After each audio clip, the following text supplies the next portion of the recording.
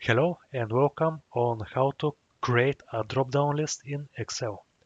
First, I have some data here, which I want to include in this cell with a drop-down menu. First, I'm going to go to Data, afterwards Data Validation, afterwards List. I select this box here. I select the contents here.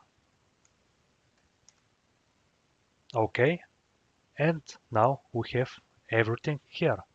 Now, if you wish to include a blank cell, you should insert a new row and select it like this. Depending where you include the blank cell, this is where it's going to be displayed in the menu. Here. Afterwards, you can drag down so all other cells below can have the same function. I'm going to do the same for the other two columns.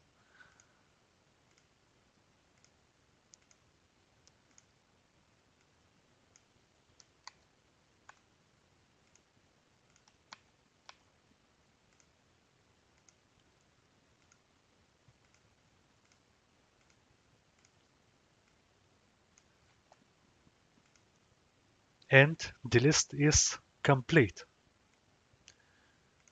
I can choose my task.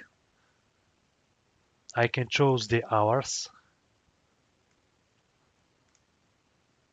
and the weekday.